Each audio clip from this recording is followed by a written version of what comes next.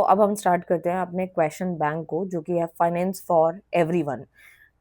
DU के बच्चों के लिए ये मैं स्टार्ट करने जा रही हूँ, क्योंकि मैंने बहुत पहले इसके ऊपर वीडियो बना रखी है, वन शॉट कराया था, बिल्कुल लेटेस्ट सिलेबस के अकॉर्डिंग करवाया था। ऐसा नहीं है कि बहुत पहले की वीडियो है तो वो हमारे काम की नहीं है, वो भी हमारे काम की है। क्योंकि मेरे जितने भी नोट्स हैं, जितने भी इंपॉर्टेंट क्वेश्चन हैं, जितने भी गेस्ट पेपर है, जितने भी सिलेबस है, जितनी भी वीडियोस हैं, सब कुछ मैंने तभी बनाया था जब डीयू का और इग्नू का सिलेबस जो है टोटली चेंज हो गया था, सब्जेक्ट चेंज हो गए थे, बुक्स चेंज हो गई थी। उसके बाद का ही सारा कंटेंट है। उसके बाद अब ऐसा तो है नहीं कि 2 साल पहले की वीडियो बनाई है या 1 साल पहले की वीडियो बनाई है तो वो पुरानी हो चुकी है, वो नहीं देखनी। देखो, कुछ सब्जेक्ट होते हैं, जैसे इनकम टैक्स हो गया, आपका लॉ हो गया, इसमें थोड़े बहुत चेंजेस देखने को मिले हैं, बट इतना ज़्यादा डिफरेंस नहीं है। और इनकम टैक्स में तो स्लैब की वजह से क्वेश्चन थोड़ा-सा स्लाइटली चेंज हो जाता है, ठीक है? बट कॉन्सेप्ट मेजर वही रहते हैं और बाकी सारी किताब में कोई भी बदलाव नहीं आया। तो आप हमारे चैनल की वीडियोस देख सकते हैं। मैं और चैनल की बात नहीं करी, मुझे नहीं पता वो पहले की है कब की है, उस बात की कोई गारंटी नहीं है मेरे पास। लेकिन हाँ, मेरे पास अपने चैनल की पूरी गारंटी है कि मैंने वीडियोस, लेक्चर सब कुछ तभी अपलोड किए थे, क्योंकि मैंने काफ़ी टाइम वेट भी किया था और उसी के अकॉर्डिंग ही मैंने इम्पोर्टेंट क्वेश्चन नोट्स भी तभी रेडी कराए थे, क्योंकि मुझे पता लग गया था कि बुक्स वगैरह चेंज होने वाली हैं।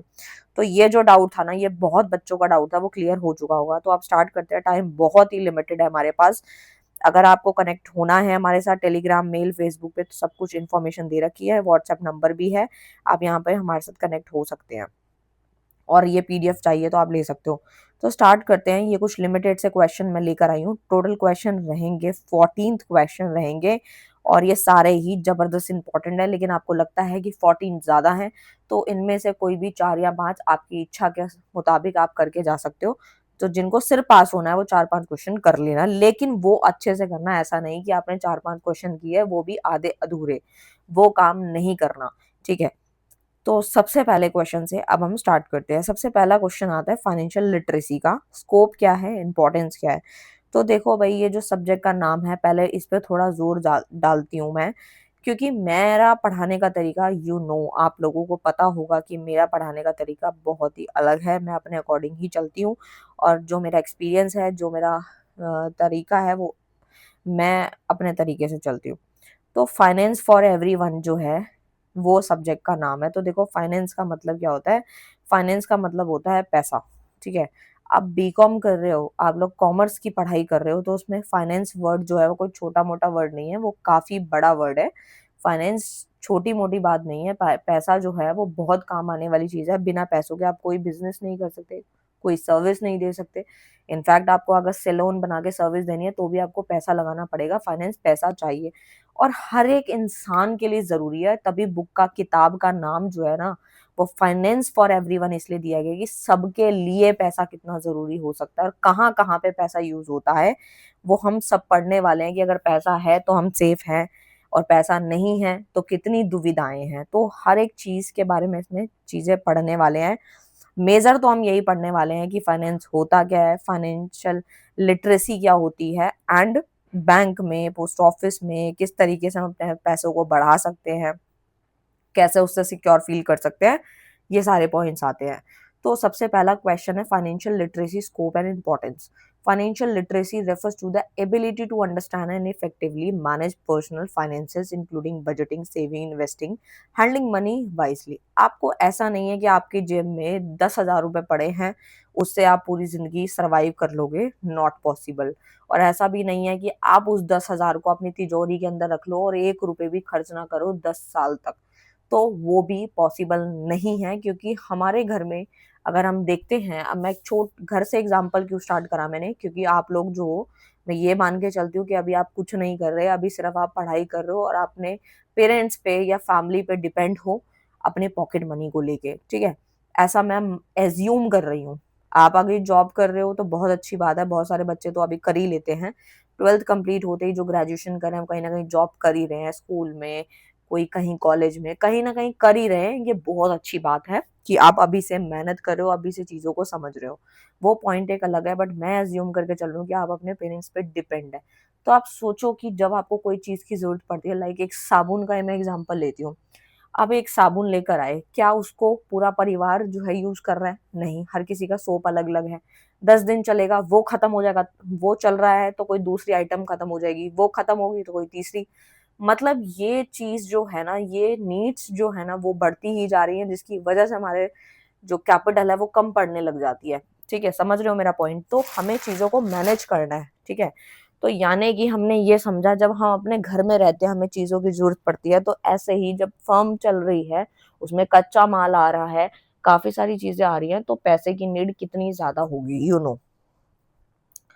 तो सबसे पहला क्या है, फाइनेंशियल लिटरेसी है क्या, कि एक तरीके की एबिलिटी है जिसमें हमें समझना पड़ता है, इफेक्टिवली मैनेज करना पड़ता है, पर्सनल फाइनेंसेस को मैनेज करना पड़ता है, जिसके अंदर बजटिंग भी आती है। बजट बनाना भी जरूरी है, सेव करना भी जरूरी है। ऐसा नहीं कि कोई घर में अगर कोई पापा खर्चा चला रहे हैं और उनकी सैलरी 50,000 और 50 की 50,000 वो खत्म कर दे, तो नेक्स्ट मंथ अगर उनकी सैलरी आने में डिले हो जाता है, तो क्या हम पड़ोसियों से पैसे मांगने जाएंगे? ठीक है, तो आप मेरा पॉइंट समझ रहे हो कि सेविंग भी उतनी ही जरूरी है जितने की बजटिंग, इन्वेस्टिंग भी उतनी ही जरूरी है जितने की सेविंग। सेविंग जब हम करते हैं तो हमारे फ्यूचर में ही हमारे लिए, या फिर जो हमारे पापा मम्मी ने कमाया है वो हमारे लिए काम आ जाता है, या उनके लिए भी आ जाता है क्योंकि काम आता है। इन्वेस्टिंग हम इसलिए करते हैं क्योंकि हमें अपने पैसे को बढ़ाना होता है, तो हम कहीं ना कहीं लगाते रहते हैं। अब जिनके पेरेंट्स के पास अच्छा पैसा है तो वो प्रॉपर्टीज में लगाते हैं, तो उसमें प्रॉपर्टी में रिस्क है बट इंटरेस्ट भी अच्छा है, इन्वेस्टमेंट करने पे अच्छा खासा प्रॉफिट भी मिलता है। हैंडलिंग मनी है wisely, it is an essential concept in modern life and wisely applied in the finance and business studies. Business में भी उतना ही जरूरी है जितना कि फाइनेंस में चीजें समझनी जरूरी है। फाइनेंशियल लिटरेसी के यहाँ पे स्कोप बताया गया, the scope of financial literacy wide and cover all the expect of financial decision making. It include budgeting and money management, एक तरीके से बजटिंग एंड मनी को मैनेज करना, ये भी एक स्कोप है। Which help individual plan the income and expenses efficiently, कि एक तरीके से एक इंडिविजुअल को मदद कर रहा है उसके प्लान बनवाने में कि उसकी इनकम कितनी है और उसके एक्सपेंसेस कितने हैं। अगर उसकी इनकम 10 रुपए है तो एक्सपेंसेस उससे कम होने चाहिए, उससे ज्यादा नहीं होने चाहिए। नहीं तो इंसान शौक पूरे पूरे करते करते एक टाइम पे खुद ही खाली हो जाता है, तो वो चीजें नहीं होनी चाहिए। फाइनेंशियल लिटरेटी जो होता है, फाइनेंशियल लिटरेसी जो है, extend to banking awareness such as understanding saving account, loan, digital transaction. आजकल हम देखते हैं कि हम सारी ट्रांजेक्शन डिजिटल करते हैं, कैश हम बहुत कम रखते हैं, बट डिजिटल में भी हमारे को सेफ रहना होता है, थोड़ा दिमाग से करना होता है, पासवर्ड सेट करने होते हैं, देन ओटीपीज आते हैं, तो इस तरीके से चीजें रहती हैं। इम्पोर्टेंस की बात करूं मैं यहाँ पर, तो इम्पोर्टेंस है, important literacy is important because it help individual make inform and rational financial decision. It prevent unnecessary डेप्ट, यानी कि जो फाइनेंशियल लिटरेसी है बहुत ही इंपॉर्टेंट है, क्योंकि हर एक इंडिविजुअल को ये मदद करता है, इन्फॉर्म करता है कि फाइनेंशियल डिसीजन कैसे लेने हैं, पैसों वाले डिसीजन कैसे लेने हैं। इट प्रिवेंट अननेसेसरी डेट, ये जो अननेसेसरी का जो डेट बढ़ जाता है, कर्जा बढ़ जाता है, and promote better money management habits. ये हमारे को लिटरेसी हमें यही तो सिखा रहा है कि पैसा आया तो हमें देख के पागल नहीं होना, हमें उसको सेव भी करके रखना है, इन्वेस्ट भी करना है, ताकि फ्यूचर में अगर 2 पैसे कम आए या ना आए तो हमें टेंशन ना हो, हमें कर्जा नहीं चढ़ाना। तो ये सारे पॉइंट्स हमें सिखाए जा रहे हैं। With proper financial knowledge individual can achieve financial independence and reduce dependence on other. हमें दूसरों पे निर्भर नहीं रहना।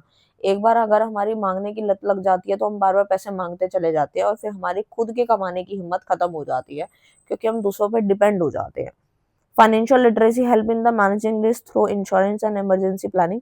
वो बोल रहा है कि फाइनेंशियल लिटरेसी में हमें ये भी मदद करता है कि आपको अपने रिस्क को जो है मैनेज करना है। कैसे? अपने इंश्योरेंस करा के, कोई इमरजेंसी की पहले से ही प्लानिंग करके, कि अगर आप बीमार हो जाओ, इन फ्यूचर आपको ऑपरेशन कराना पड़े, तो आपके पास आपका इंश्योरेंस हो, सो दैट आप जो है क्लेम कर सको। ठीक है, ये इतनी बात समझ में आई? तो इस तरीके से कंक्लूजन आप बना के लिख सकते हैं। नेक्स्ट क्वेश्चन आता है बैंक का। बैंक क्या होता है? बैंक के कुछ फीचर्स वगैरह यहाँ पे जो है काफी अच्छे से एक्सप्लेन किए हुए हैं। अब बता रहा है कि बैंक एक तरीके का प्राइमरी फंक्शन क्या करता है, इंश्योरेंस क्या है, पोस्ट ऑफिस, मोबाइल ऐप, काफी कुछ इसमें बताया गया। तो देखो भाई, बैंक जो है ना, पहले बात करते हैं बैंक के बारे में। बैंक एक फाइनेंशियल इंस्टीट्यूशन है जो कि आपके डिपॉजिट को एक्सेप्ट करता है। आपने पैसा जमा किया, आप मतलब इंडिविजुअल, कोई भी इंडिविजुअल हो सकता है, आप भी हो सकते हो, आपका नाम जो भी है वटेवर, आपने किए, मैंने किए, किसी और ने किए, डिपॉजिट किए तो बैंक ने ले लिए, फिर लोन की फॉर्म में प्रोवाइड कर दिया उसको जिसको भी चाहिए था। In finance they play a critical role in economic development. सबसे पहले बैंक का प्राइमरी सबसे पहला फंक्शन क्या है कि वो डिपॉजिट को एक्सेप्ट कर रहा है, आपसे पैसे ले रहा है। Bank collect money from the public in the form of saving, current, fix deposit. उन्होंने अलग अलग खाते का नाम दिया, अलग अलग खाते खुलते हैं, जैसे saving account, current account, fix deposit. इसके नाम से वो आपको इंटरेस्ट देता है, टाइम के अकॉर्डिंग देता है, पैसों के अकॉर्डिंग देता है। लंबे समय के लिए करोगे इंटरेस्ट ज्यादा है, कम समय के लिए करोगे ब्याज कम मिलेगी। ग्रांटिंग लोन, और फिर वही पैसा आता है, उसका कुछ परसेंट अपने पास रखता है, बाकी जिनको लोन चाहिए उनको इंडिविजुअल को दे देता है, बिजनेस को दे देता है, सो दैट जो जिन लोगों को अपनी पढ़ाई करनी है, अपने घर के लिए कुछ पैसा चाहिए, बिजनेस को बढ़ाना है, तो फिर जो बैंक है वो लोन की फॉर्म में उनकी मदद करता है। क्रेडिट क्रिएशन होता है, bank create credit by lending a portion of deposit money which increase money supply in the economy. यानी कि बैंक ने क्या किया, बैंक ने क्रेडिट जो था by lending a portion of deposit, जो बंदों ने पैसा जमा कराया था उसका कुछ पोर्शन अपने पास रख के आगे लेंड कर दिया। दैट मीन्स उससे क्या हुआ, मनी सप्लाई बढ़ गई इकोनॉमी में। ठीक है, इसका फ्लो चार्ट मैंने बहुत अच्छे से इकोनॉमिक्स में क्लास 11th में ही कराया था आप लोगों को। नेक्स्ट आता है agency function. Bank act as a agent. Bank क्या कर रहा है, एज अ एजेंट काम कर रहा है, जो पेमेंट को कलेक्ट कर रहा है, बिल को पे कर रहा है, फंड को ट्रांसफर कर रहा है on the behalf of customers. Utility function में आता है, they provide service like lockers भी प्रोवाइड कर रहा है, जिनके घर में सोना गहना इतना पड़ा हुआ है, 10 तोले 20 तोले, तो ये सारा जो सोना पड़ा है वो घर में सेव नहीं है, तो बैंक ने लॉकर की फैसिलिटी दी।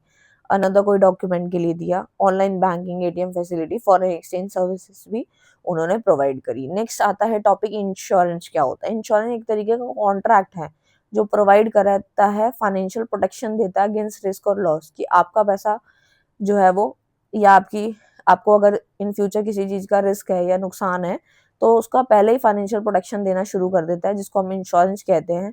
ये एक कॉन्ट्रेक्चुअल एग्रीमेंट होता है जो कि लीगल एग्रीमेंट होता है इंश्योरर एंड इंश्योर्ड के बीच में।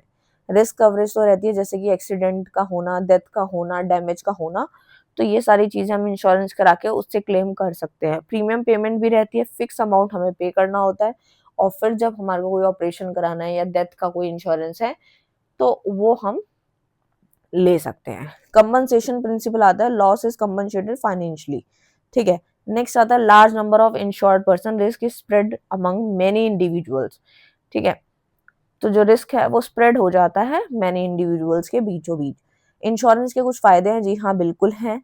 सबसे पहला ही फायदा यही है कि रिस्क प्रोटेक्शन होती है, पीस ऑफ माइंड होता है, और सेविंग भी इनकरेज होती है। इससे हम अपनी सेविंग करने की क्षमता जो है हमारी बढ़ जाती है, इकोनॉमिक ग्रोथ भी होती है, और इमरजेंसी में सपोर्ट भी मिल जाता है। नेक्स्ट आता है पोस्ट ऑफिस सर्विस। क्या क्या है पोस्ट ऑफिस? जो होता है हमारा जो डाक खाना होता है वो हमें क्या क्या सर्विसेज दे रहा है, specially in rural areas. Mail की सर्विस दे रहा है, जैसे लेटर सेंड कर रहा है, पार्सल, स्पीड पोस्ट, ये सब। सेविंग स्कीम्स खोल रखी है, रेकरिंग है, आरडी हम करते हैं, हर महीने पैसा जमा करते हैं, एफडी जो एक ही बार जमा करते हैं कई सालों के लिए, तो ये सारी है। मनी ट्रांसफर की भी फैसिलिटी दे रहा है, मनी ऑर्डर्स हैं, इलेक्ट्रॉनिक ट्रांसफर है, इंश्योरेंस सर्विस में पोस्टल लाइफ इंश्योरेंस है। इस तरीके की सर्विस जो है हम देखने को मिलती है, और बिल पेमेंट ऐसी सर्विसेज। नेक्स्ट आता है मोबाइल ऐप बेस्ड सर्विस। कौन सी होती है? जो आप अपने मोबाइल से डिजिटल पेमेंट करते हो, गूगल पे है, फोन पे है, पेटीएम है, ठीक है, क्रेड है, ये सब चीजें चल रही हैं आजकल, और इजी ट्रांजेक्शन है, कभी भी आप रात को भी कर सकते हो, दिन में कभी भी कहीं भी किसी भी टाइम 24/7 एसएस रहता है। बिल पेमेंट भी कर सकते हो, मोबाइल का रिचार्ज भी कर सकते हो आप, ठीक है, इलेक्ट्रिसिटी बिल पे कर सकते हो। सिक्योर पेमेंट है, पिन यूज करना पड़ता है, ओटीपी और इंस्क्रिप्शन का इस्तेमाल करके आप ये कर पाते हो। इंपॉर्टेंस क्या है? कन्वीनियंस है, किसी चीज में आपको बैंक जाने की जरूरत नहीं है पेमेंट करने के। रात को अगर किसी को 5,000 डालने हैं तो आप गूगल पे से डाल देते हो, आपको बैंक जाने की जरूरत नहीं है, टाइम बचा, कैशलेस इकोनॉमी प्रमोट हुई, फाइनेंशियल इंक्लूजन भी इजी हो जाता है इससे। ठीक है, कंक्लूजन आप पढ़ सकते हैं, इजी है। अब हम स्टार्ट करते हैं अपने नेक्स्ट क्वेश्चन से, जो कि क्वेश्चन नंबर 3 है। फाइनेंशियल प्लानिंग होता क्या है, उसके ऑब्जेक्टिव्स क्या है, इंपॉर्टेंस क्या है, एंड बजटिंग क्या होता है।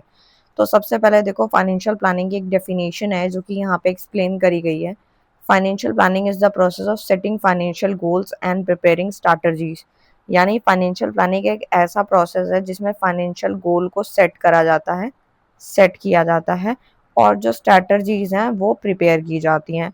क्यों करा जाता है ऐसा? ताकि जो है हमारे जो to achieve them through proper management of income, ताकि हमारी इनकम का, एक्सपेंसेस का, सेविंग का, इन्वेस्टमेंट का सही तरीके से यूटिलाइजेशन हो सके, क्योंकि हम उसको ढंग से मैनेज करेंगे तो ही हमारे फाइनेंशियल गोल एंड जो है अचीव हो पाएंगे। तो फाइनेंशियल प्लानिंग के कुछ उद्देश्य हैं, कुछ ऑब्जेक्टिव्स हैं जो कि आप वहाँ पे एग्जाम में लिख सकते हो। सबसे पहला आता है अचीविंग फाइनेंशियल गोल। हमारे फाइनेंशियल गोल पूरे हो जाने चाहिए, जैसे कि अगर आपको कोई घर खरीदना है या फिर आपको पढ़ाई के लिए कोई भी पैसा चाहिए, तो बेसिकली ये हेल्प करता है, शॉर्ट टर्म और लॉन्ग टर्म गोल्स को पूरा करने में मदद करता है, जैसे रिटायरमेंट ये सब।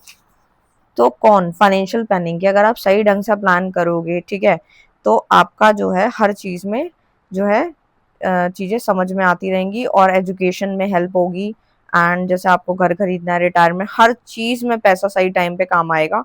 सेकेंड है proper utilization of resources. Resources का सही टाइम पे, सही वक्त पे यूज़ करना और सही ढंग से यूज़ करना, जैसे कि effective use of income and available fund. जितना भी फंड है उसको सही जगह पे लगाना है, सो दैट हमारा जो पैसा है वो मल्टीप्लाई हो, ना कि जो है कम हो। वेल्थ भी इससे क्रिएट होती है, किससे क्रिएट होती है? फाइनेंशियल प्लानिंग से। लेट सपोज अगर मैं बोलूँ कि अगर आपके घर में आपके फादर 20,000 रुपीज़ मंथली कमाते हैं या 50,000 मंथली कमाते हैं, तो उसको उसके हिसाब से ही वो अपने खर्चे करते हैं, आपको भी पॉकेट मनी देते हैं। तो यानी कि कहने का मतलब ये है कि हमें सही टाइम पे लगाना है। आपकी पढ़ाई पे भी लगा रहे हैं, अगर उन्हें घर खरीदना है तो साइड बाय साइड सेविंग भी करनी पड़ेगी। और अगर अपने चाहते हैं कि रिटायरमेंट के बाद उनको कुछ काम ना हो और उसके बाद भी वो पैसा उनका आता रहे, तो कहीं ना कहीं वो इन्वेस्ट करेंगे सो दैट उनको आगे दिक्कत ना हो। तो ये सारी चीज़ों की प्लानिंग फाइनेंशियल प्लानिंग में ही आती है। थर्ड होता है वेल्थ क्रिएशन, यानी saving and investing to grow money over time. यानी कि जो मनी है उसको सही जगह पे लगाने से मनी जो है वो तभी बढ़ेगी, मनी बढ़ेगी तो वेल्थ भी बढ़ेगा। एंड रिस्क भी मैनेज होता है, जैसे कि prepare for uncertainties through insurance and emergency fund. जो भी इमरजेंसी के फंड्स हैं या फिर हम इंश्योरेंस इसलिए कराते हैं ताकि इन फ्यूचर कोई आपदा आ जाए, कोई दिक्कत आ जाए तो हम क्लेम कर सकें। फाइनेंशियल स्टेबिलिटी भी मेंटेन रहती है, इनकम और एक्सपेंसेस में बैलेंस बना रहता है। अगर हम पहले से पैसों की प्लानिंग नहीं करेंगे तो आने वाले जो खर्चे हैं वो हम उठा नहीं पाएंगे, क्योंकि अगर 20,000 फादर कमा रहे हैं, 20 के 20 खर्च हो जाएंगे, तो इन फ्यूचर कल को उनकी सैलरी या प्रॉफिट लेट आता है तो हम क्या करेंगे? नेक्स्ट आता है फाइनेंशियल प्लानिंग के कुछ इंपॉर्टेंस है। सबसे पहला आता है बेटर डिसीजन मेकिंग होती है ये, क्योंकि हमारे फाइनेंशियल चॉइसेस में को इन्फॉर्म करता है कि किस तरीके से काम करना है, मदद करता है। फाइनेंशियल प्रॉब्लम भी अवॉइड होती है इससे, क्योंकि हम क्या करते हैं, फाइनेंशियल यहाँ पर जो है प्रिवेंट कर लेता है over spending and debt burden. जो भी हमारा आने वाला जो फालतू का खर्चा है, ओवर स्पेंडिंग जो हम कर देते हैं, उसको ये प्रिवेंट कर लेता है। क्योंकि अगर मान लो 50,000 रुपीज सैलरी अगर पर्सन की आ रही है आपके घर में, किसी फादर फादर की या मदर की, तो उस केस में क्या होता है कि हम ये थोड़ी ना कि कर्जा चढ़ा लेंगे या फिर ज़्यादा स्पेंड कर देंगे, लिमिटेड स्पेंड करेंगे। और वो तब हमें समझ आती है फाइनेंशियल प्लानिंग, जब हमने, हमारे पेरेंट्स ने कहीं एलआईसी या फिर कोई इंश्योरेंस ले रखा है या कोई कमेटी डाल रखी है। तो इनसे क्या होता है, डेट का बर्डन कम हो जाता है, क्योंकि ऑलरेडी हम सही जगह पे पहले ही पैसा लगा रहे होते हैं, तो हमारे पास लिमिटेड कैपिटल बचती है, उससे हम ओवर स्पेंडिंग नहीं कर पाते हैं। फ्यूचर सिक्योरिटी भी इंश्योर होती है, जैसे कि फाइनेंशियल सेफ्टी होती है एक तरीके की। इमरजेंसी और रिटायरमेंट में हमें जब अचानक कोई आपदा आ जाती है हमारे पेरेंट्स को या हमें, तो हमें जो है एक तरीके से फाइनेंशियल स्टेबिलिटी जो है मिली रहती है, क्योंकि हम फाइनेंशियल प्लान पहले से ही बना के चलते हैं। स्टैंडर्ड ऑफ लिविंग भी इससे इंप्रूव होता है, बेटर लाइफस्टाइल होता है। स्ट्रेस भी रिड्यूस होता है, क्योंकि हम पहले से प्लानिंग बना रहे हैं, कल को अगर कोई भी दिक्कत आएगी तो हम इंश्योरेंस से क्लेम कर लेंगे। तो नेक्स्ट आता है बजटिंग। क्या होता है? Budgeting is the process of planning. Budgeting में क्या होता है, प्लान किया जाता है, कंट्रोल किया जाता है किसको, इनकम और एक्सपेंसेस को, कि हमने अगर 10 रुपए कमाए तो 7 या 6 रुपए ही खर्च कर सकते हैं, 10 से ज्यादा नहीं कर सकते एक स्पेसिफिक पीरियड में। उसी को हम बजटिंग कहते हैं। यहाँ पे डेफिनेशन भी गिवन है, it is a financial plan that shows expected income and expenditure. एक तरीके से हमने पैसों का प्लान बनाया है जो कि इनकम और हमारे खर्चों के हिसाब से। बजट 4 टाइप के होते हैं। Number 1 is personal, second is business, fixed, flexible. नाम से ही समझ में आ रहा है, पर्सनल का मतलब है ये एक इंडिविजुअल जो है अपनी पर्सनल इनकम और एक्सपेंसेस को किस तरीके से मैनेज करता है, वो उसका पर्सनल बजट है। बिजनेस बजट नाम से क्लियर है, जो कि ऑर्गेनाइजेशन के द्वारा यूज किया जाता है। क्यों? ताकि उसकी फाइनेंशियल एक्टिविटी कंट्रोल में रहे। ठीक है। फिक्स बजट वो होता है जो कि अनचेंज होता है, उसको हम जल्दी से एक्टिविटी लेवल के बढ़ने कम होने से हम उसको बदल नहीं सकते, फिक्स रहता है। फ्लेक्सिबल जिसे आप बदल सकते हो, अपनी इनकम और एक्सपेंसेस के चेंज होने की वजह से इसको एडजस्ट किया जा सकता है। बजटिंग के कुछ इंपॉर्टेंट्स हैं। सबसे पहला आता है स्पेंडिंग, कंट्रोल स्पेंडिंग, यानी कि ये अवॉइड करता है अननेसेसरी के जो खर्चे कर देते हैं हम, उससे हमें बचाता है। क्योंकि हमने पहले ही जो है, अगर 20,000 अगर आ रही है लेट सपोज, तो हम पहले ही पता लगा देते हैं कि इतना एजुकेशन में जाएगा, इतना राशन में जाएगा, इतना जो है वो स्कूल की फीस जाएगी। हम पहले से ही बजट बना लेते हैं, तो इससे जो है अननेसेसरी के खर्चे से हम बच जाते हैं। सेविंग भी हम लोग इनकरेज कर पाते हैं। एंड फाइनेंशियल डिसिप्लिन भी बना रहता है, हमें पता रहता है कि हम किस चीज़ के लिए रिस्पॉन्सिबल हैं, कितने कितने पैसे कहाँ कहाँ जाने हैं। परफॉर्मेंस भी इवैल्यूएट रहती है, प्लान्ड एक्सपेंसेस पे काम होता है, एक्चुअल और प्लान्ड एक्सपेंसेस को कंपेयर करते हैं, फिर गोल भी इससे हमारे अचीव हो जाते हैं। लेट सपोज एक एग्जांपल है, मंथली इनकम वही 20,000 ही आ रही है, मैंने तो वैसे ही ले ली थी। ठीक है। तो 20,000 अगर किसी के घर में सैलरी है, मंथली इनकम है, तो रेंट आ रहा है, रेंट जो है वो जा रहा है 5,000, फूड पे 6,000 एक्सपेंस हो रहा है, सेविंग पे 4,000 और अदर पे 5,000। तो इस तरीके से एक बेसिक सा बजट प्लान है जो आप अपने एग्जाम में बना के अच्छे खासे मार्क्स ले सकते हो। और भी बनाया जा सकता है, बाकी ये बहुत सिंपल था ताकि आपको समझ आ सके। नेक्स्ट क्वेश्चन आता है banking and insurance finance from bank, electronic banking क्या होता है। तो देखो भाई, सबसे पहले बैंकिंग की अगर हम बात करें, banking and insurance finance are key component of finance that help individual and businesses manage money risk investment efficiently। यानी कि कहने का मतलब है, जो पैसा है वो बहुत ही ज़रूरी है, चाहे वो कोई बिजनेस हो, चाहे वो एक अकेला इंसान हो, उसको अपने पैसों को, मनी को मैनेज करना होता है, अपने रिस्क को और इन्वेस्टमेंट को सही ढंग से लगाना होता है ताकि पैसे डबल हो, ना कि नुकसान जाए। फाइनेंस फ्रॉम बैंक, बैंक जो है एक तरीके से, बैंक क्या क्या हमें फाइनेंशियल सपोर्ट प्रोवाइड कर रहा है। तो सबसे पहला पॉइंट अगर मैं लूँ तो यहाँ आता है लोन का, लोन एंड एडवांसेस, यानी कि बैंक जो है वो हमें ऑफर कर रहा है loan for personal use, business, education, पढ़ाई के लिए, घर के लिए, हर एक पर्पस के लिए बैंक हमें लोन प्रोवाइड कर रहा है। क्रेडिट की फैसिलिटी भी हमें प्रोवाइड कर रहा है, जैसे कि ओवरड्राफ्ट है, कैश क्रेडिट है, क्रेडिट कार्ड है, कि आज हमारे पास पैसे नहीं है तो हम शॉपिंग करना चाहते हैं, कुछ खरीदना चाहते हैं तो खरीद ले, इन फ्यूचर जब पैसे आएंगे तो बैंक को हम पे कर देंगे। तो ये सारी क्या है, क्रेडिट की फैसिलिटी है। डिपॉजिट सर्विस में क्या है कि बैंक ने कहा हमारे यहाँ खाता खोलो, करंट के नाम से, सेविंग के नाम से, फिक्स डिपॉजिट के नाम से, और पैसा जमा करो और उसमें ब्याज ले लो। इन्वेस्टमेंट सर्विसेज में आता है bank also provide guidance for investment in various financial product पे, वो हमें एक तरीके का गाइडेंस दे रहा है कि इस तरीके से आप इन्वेस्ट कर सकते हो। बैंक जो है एक तरीके का फाइनेंशियल इंटरमीडियरीज है, जो कि सेवर और बोरोवर के बीच में कनेक्शन बिठाता है। ठीक है। नेक्स्ट आता है इंश्योरेंस फाइनेंस क्या होता है। तो देखो भाई, इंश्योरेंस जो होता है वो प्रोवाइड करता है, फाइनेंशियल प्रोटेक्शन देता है अगेंस्ट रिस्क एंड अनसर्टिनिटी, जो हमें पता भी नहीं है चीज़। अब किसी की डेथ हो जाए या फिर किसी को चोट लग जाए या किसी का 4 साल बाद ऑपरेशन हो, तो ये रिस्क और अनसर्टिनिटी है जो कि इंश्योरेंस हमें इसमें प्रोटेक्शन देने का काम करता है। तो इंश्योरेंस 3 टाइप से होता है, एक होता है लाइफ, हेल्थ, जनरल। ठीक है। तो लाइफ आपको पता ही है, हेल्थ जो पता है, शरीर से रिलेटेड कोई ऑपरेशन वगैरह कुछ कराना हो, सर्जरी करानी हो तो हेल्थ इंश्योरेंस।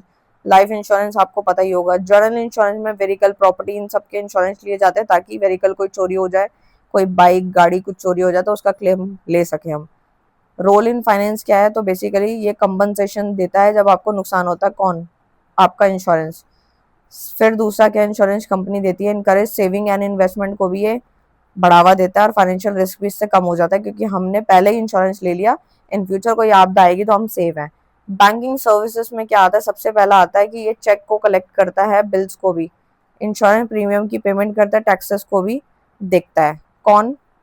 आपका बैंकिंग सर्विस, यानी बैंक क्या क्या सर्विस आपको दे रहा है, इंडिविजुअल्स को दे रहा है, बिजनेस को दे रहा है। यूटिलिटी सर्विस में आता है एटीएम की फैसिलिटी, लॉकर की फैसिलिटी, फॉरेन एक्सचेंज हो गया, ये सारी चीज़ें बैंक अपनी सर्विसेज जो है कस्टमर को दे रहा है। डिजिटल सर्विसेज में आता है जैसे कि इंटरनेट बैंकिंग हो गया, मोबाइल बैंकिंग, फंड ट्रांसफर, ये सब होता है। एंड इलेक्ट्रॉनिक बैंकिंग होता है जो banking service provided through electronic channel without visiting a bank branch. हमें बैंक जाए बगैर ही हम ये सर्विस ले सकते हैं, जैसे कि एटीएम की, आप पैसा निकाल सकते हो, डाल सकते हो, चेक कर सकते हो अपने बैलेंस को, तो वो एटीएम के द्वारा होता है, ऑटोमेटेड टेलर मशीन द्वारा होता है। इंटरनेट बैंकिंग में आता है सच बैंक अकाउंट विया वेबसाइट। आप जो है अपने बैंक अकाउंट को एक्सेस कर पाते हो ऑनलाइन विया वेबसाइट की मदद के द्वारा। मोबाइल में क्या होता है, अपने मोबाइल ऐप के द्वारा आप काम कर पा रहे हो, पेमेंट डाल रहे हो, ले रहे हो। डेबिट क्रेडिट कार्ड आपको पता है कैशलेस पेमेंट होती है, आपको कैश कैरी करने की जरूरत नहीं है, कार्ड लेके जाओ, पिन डालो, आपका पेमेंट हो जाएगी। यूपीआई में तो आपको पता है आपके फ़ोन में गूगल पे, फ़ोन पे, पेटीएम इससे आप कर पाते हो, जो कि बहुत ईजी है, कभी भी किसी भी टाइम आप कर सकते हो। बैंक विजिट करने की जरूरत नहीं है। ई बैंकिंग के बहुत सारे फायदे हैं। कन्वीनियंस, रात को अगर 12 बजे किसी को पैसे ट्रांसफर करना है तो आप कर पाओगे, किसी से पैसे 12 बजे लेने हैं ले सकते हो। टाइम भी सेव होता है, क्विक ट्रांजेक्शन होती है, कॉस्ट इफेक्टिव है, ठीक है, जो आपके ट्रांजेक्शन कॉस्ट को रिड्यूस करता है। कैशलेस इकोनॉमी को ये प्रमोट करता है क्योंकि सारी पेमेंट डिजिटल हो गई है, ठीक है। इसकी कुछ बुराइयां भी हैं, जैसे कि साइबर फ्रॉड का रिस्क बढ़ जाता है, इंटरनेट एक्सेस रिक्वायर होता है क्योंकि बिना इंटरनेट के आप पैसा ट्रांसफर नहीं कर सकते जब तक डेटा ना हो। टेक्निकल इशू आती है तो पेमेंट फंस भी जाती है, जो कि कुछ दिनों में वापस आती है। तो इस तरीके से आप कंक्लूजन पढ़ सकते हो, जिनको शॉर्ट में पढ़ना है, बाकी मैंने लॉन्ग में समझाया है, शॉर्ट में तो आपको अपने आप समझ आ जाएगा। नेक्स्ट जो क्वेश्चन आता है वो आता है insurance services and insurance product का। तो देखो भाई, इंश्योरेंस सर्विसेज क्या है, जो इंश्योरेंस अपनी सर्विसेज दे रहा है और एक तरफ वो अपने प्रोडक्ट दे रहा है, तो दोनों में क्या फ़र्क है। तो सबसे पहला आता है facilities and support provided by insurance company, यानी जो भी फैसिलिटी, जो सुविधाएं वगैरह जो है वो इंश्योरेंस कंपनी द्वारा दी जा रही हैं और आपको सपोर्ट दिया जा रहा है इंडिविजुअल को। ये ना इंटेंजिबल होता है, ये एक तरीके का प्रोटेक्शन है, क्लेम सेटलमेंट है, कस्टमर को सपोर्ट दिया जा रहा है। साथ ही साथ जो है यहाँ पर हर एक एक्टिविटी इंश्योर की यहाँ पे जो है वो इंक्लूडेड है। इसका एग्जांपल है जैसे क्लेम को सेटल करना, रिस्क असेसमेंट और प्रीमियम को इकट्ठा करना। ये काम किसका है, ये है इंश्योरेंस सर्विस का। जबकि इंश्योरेंस प्रोडक्ट में क्या आता है, ये particular specific policy plan offer करते हैं कस्टमर को, ऐसा ऐसा प्लान है आप ले सकते हो, जो कि टेंजिबल फॉर्म में होता है, फिजिकल डॉक्यूमेंट के आप द्वारा इसको देख सकते हो। जैसे टर्म इंश्योरेंस किसी ने ले लिया, हेल्थ इंश्योरेंस ले लिया, मोटर का कोई इंश्योरेंस ले लिया, तो इस टाइप की जो है वो यहाँ मिलती हैं। इसका रोल क्या रहता है, financial coverage to policy holder. Insurance कंपनियां इसमें होती हैं जो कि फाइनेंशियल प्रोटेक्शन देती हैं और रिटर्न भी आपको देती हैं। इन शॉर्ट आप यहाँ पे पढ़ सकते हो। स्टॉक मार्केट और बेसिक कॉन्सेप्ट क्या होते हैं। तो देखो भाई, स्टॉक मार्केट एक तरीके का ऐसा प्लेटफॉर्म है जहां पर इन्वेस्टर जो है शेयर को, कंपनी के शेयर को खरीदता और बेचता है। ये एक तरीके का इंपॉर्टेंट पार्ट है फाइनेंस का, जो कि बहुत इंपॉर्टेंट रोल प्ले करता है हमारी इकोनॉमिक डेवलपमेंट में, कि अगर इकोनॉमी डेवलप कर रही है तो इसमें ये शेयर मार्केट जो है काफ़ी बड़ा योगदान देता है।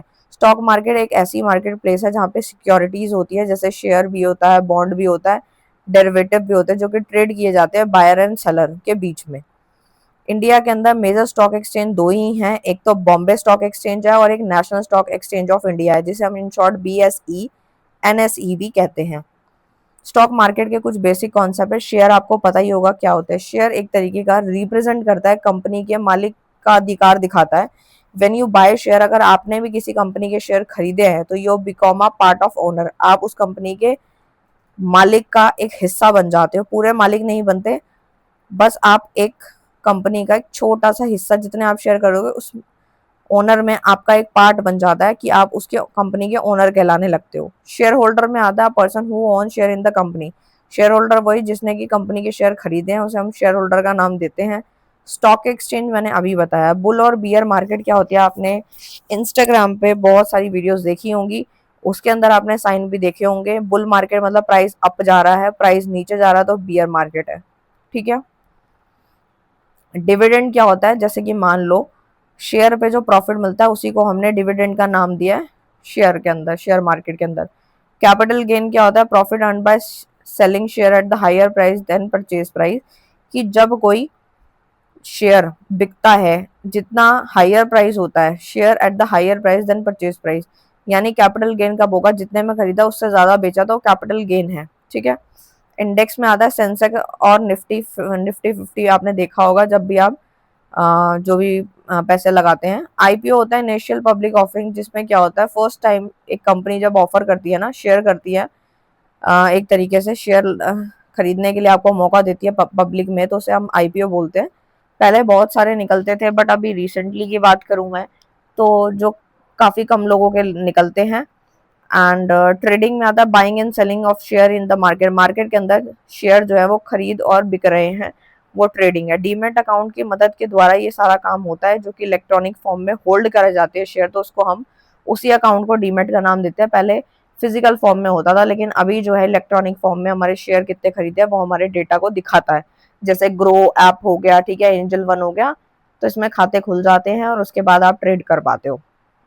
स्टॉक मार्केट के यहाँ पे कुछ फंक्शंस हैं, जैसे कि प्रोवाइड कैपिटल टू कंपनी, ये एक तरीके से कंपनीज को कैपिटल प्रोवाइड कर रहा है जिनको कैपिटल चाहिए। इन्वेस्टमेंट अपॉर्चुनिटी भी ऑफर कर रहा है शेयर मार्केट। लिक्विडिटी भी इंश्योर करता है, इजी बाइंग एंड सेलिंग है, एंड प्राइस डिटर्मिनेशन भी में भी हेल्प करता है। स्टॉक मार्केट के कुछ इंपॉर्टेंस हैं। सबसे पहला वही इकोनॉमिक ग्रोथ है, ठीक है।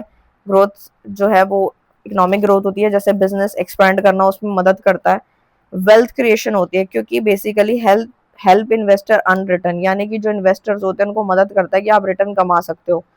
वेरियस इन्वेस्टमेंट ऑप्शन उनको मिल जाते हैं क्योंकि बहुत सारे प्लेटफॉर्म है। ट्रांसपेरेंसी रहती है। इसके फायदे क्या, हाई रिटर्न पोटेंशियल, लिक्विडिटी और ओनरशिप मिल जाती है। जबकि इसके नुकसान क्या है, रिस्क तो रहता है, क्योंकि अगर आपको नॉलेज नहीं है तो आप जो आपका पैसा डूब सकता है। मार्केट वॉलेट हो सकती है और नॉलेज एंड स्किल ज्यादा चाहिए होती है, तभी आप शेयर मार्केट में काम कर पाओगे, नहीं तो आप हार जाओगे।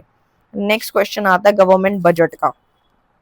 तो देखो भाई, गवर्नमेंट बजट एक तरीके का एनुअल फाइनेंशियल स्टेटमेंट होता है, जो कि हमें एस्टिमेटेड रेवेन्यू और स्पेंडिंग यानी एक्सपेंडिचर, यानी सिंपल लैंग्वेज में बोलूं तो जो गवर्नमेंट बजट होता है वो एक तरीके से इनकम और खर्चा जो होता है सरकार का एक स्पेसिफिक फाइनेंशियल ईयर का, उसके उसकी स्टेटमेंट दिखाता है, उसी को हम गवर्नमेंट बजट कहते हैं। ये एक तरीके का क्यूरिकल कॉन्सेप्ट है। और public finance reflect the government economic policies and priority.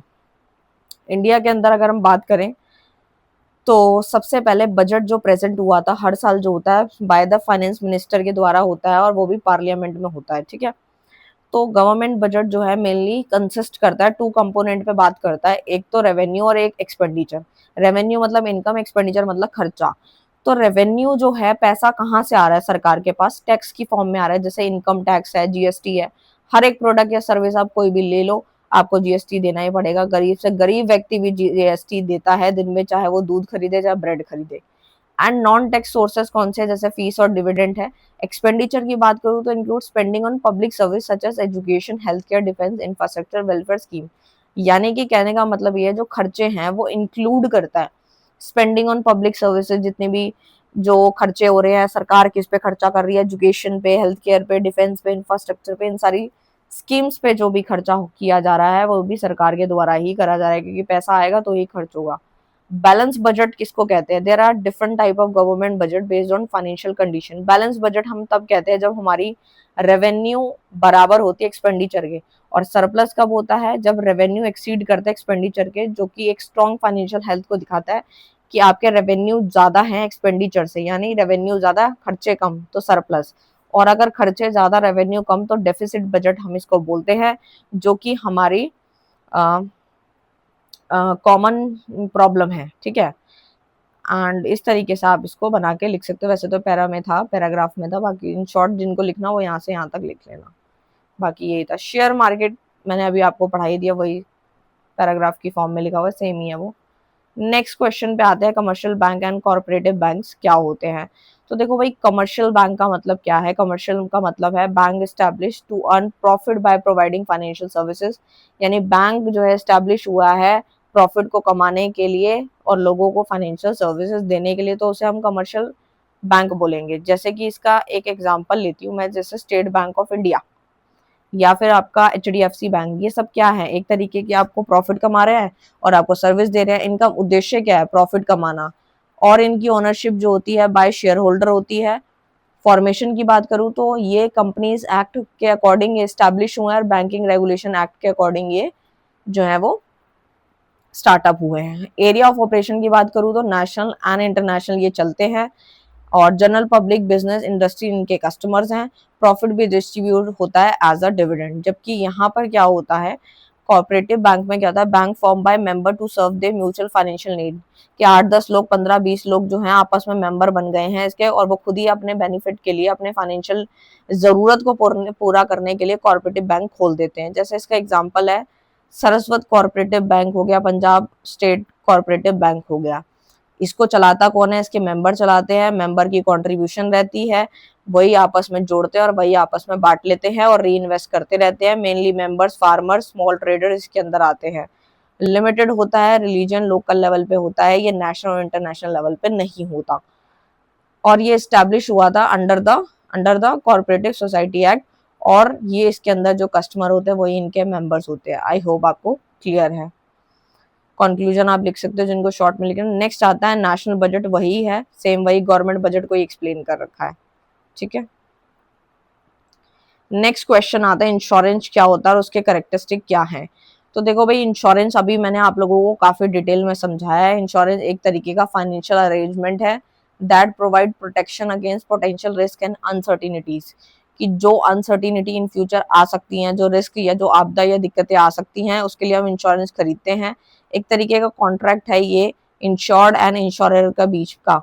Insurance company देती है, पॉलिसी होल्डर को इंश्योर्ड कहते हैं, और इंश्योरर जो होता है वो इंश्योरेंस कंपनी होती है, जहाँ पे इंश्योरर प्रॉमिस करता है compensate for specific losses exchange of premium, कि भाई यहाँ पर जिसको इंश्योरेंस चाहिए, फायदा चाहिए, वो हर जो भी क्वार्टरली या मंथली जैसे भी होगा, वो यहाँ पे ईयरली वाइज जो है प्रीमियम पे करेगा, और जब उसको दिक्कत आएगी तब वो पैसे इंश्योरेंस कंपनी से ले लेगा। और ये एक तरीके का कॉन्ट्रैक्ट है जिसमें क्या होता है, रिस्क कवर हो जाता है, पेमेंट होती है प्रीमियम की, कंपनसेशन जो होता है वो उनको दिया जाता है, और एक तरीके से दिक्कत जब आती है तो उनको सॉल्व किया जाता है। इन शॉर्ट अगर मैं बोलूँ तो इंश्योरेंस एक तरीके का वाइटल फाइनेंशियल टूल है जो कि प्रोवाइड किया जाता है, सिक्योरिटी दी जाती है, peace of mind by protecting against risk से उनको निपटा जाता है। कि कंपनी कह रही है कि लाओ हर महीने या हर क्वार्टरली वाइज हमें या साल में जो है हमें पैसा पे करो, और एक तरीके से हम जो है उसका भरपाई करेंगे जब आपको कोई रिस्क या कोई आपदा आएगी। तो इससे रिस्क भी कवर होता है, कॉन्ट्रैक्चुअल नेचर का होता है, प्रीमियम पेमेंट होती है, कंपनसेशन, यही सारे पॉइंट्स ऊपर मैंने पढ़ाए थे। नेक्स्ट आता है पेंशन प्लान क्या होता है।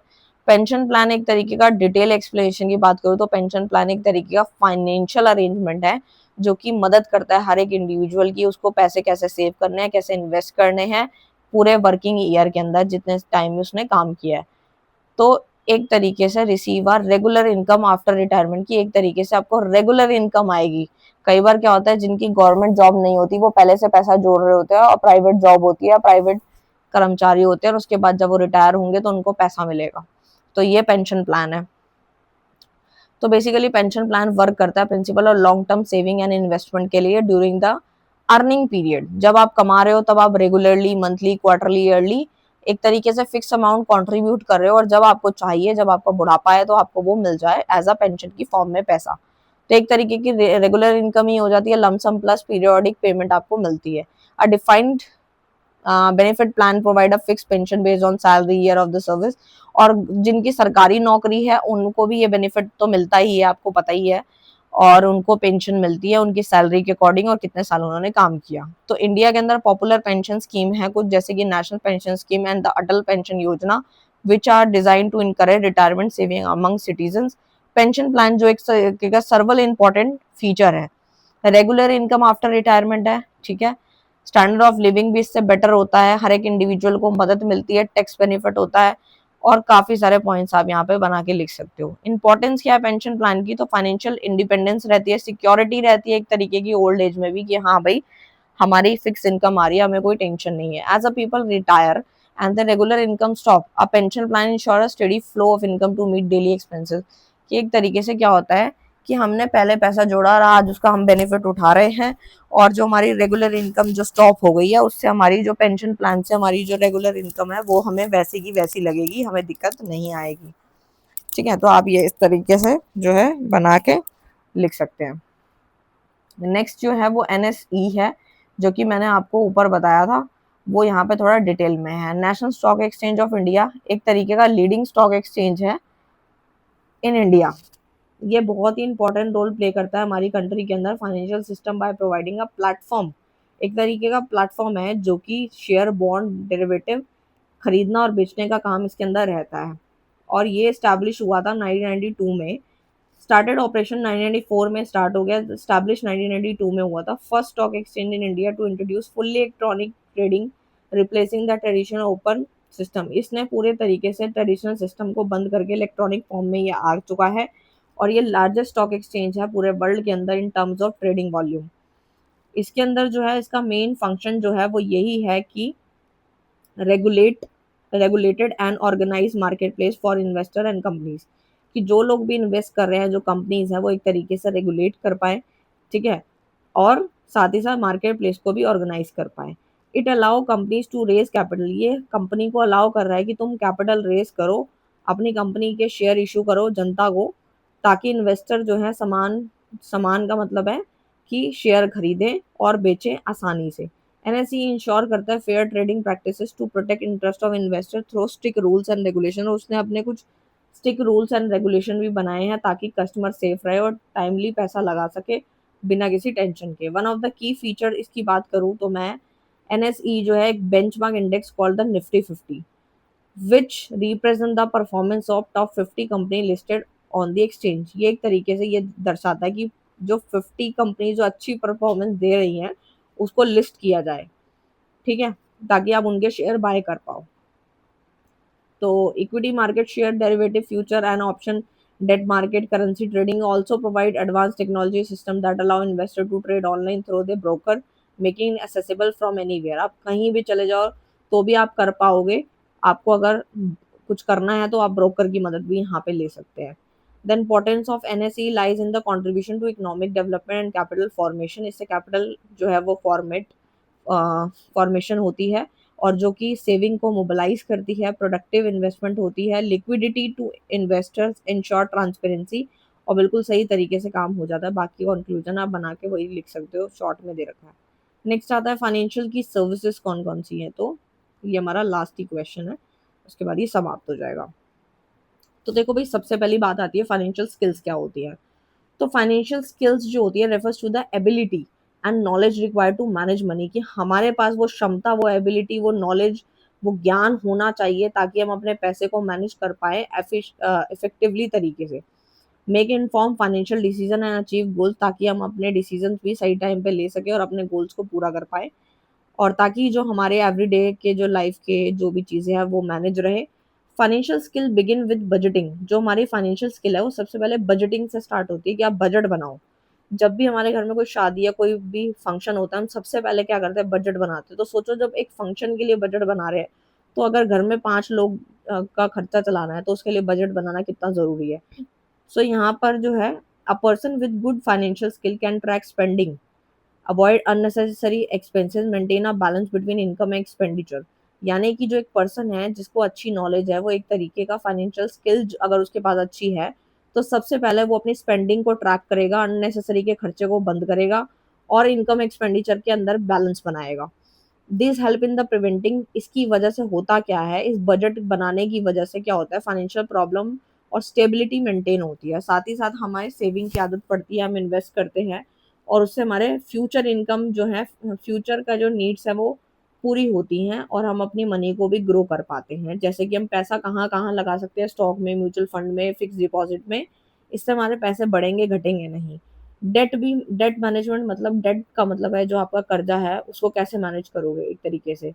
ये एक तरीके का फाइनेंशियल स्किल है जो कि इंक्लूड करता है, अंडरस्टैंड कराता है हमें how to use credit responsibly, avoiding excessive borrowing, हमें ज़्यादा बोरिंग्स नहीं लेनी होती हैं, लोन भी टाइम पे चुकाना होता है, डेट तभी मैनेज रहता है और एक गुड क्रेडिट स्कोर मेंटेन करना होता है ताकि फाइनेंशियल स्ट्रेस जो है वो कम से कम रहे।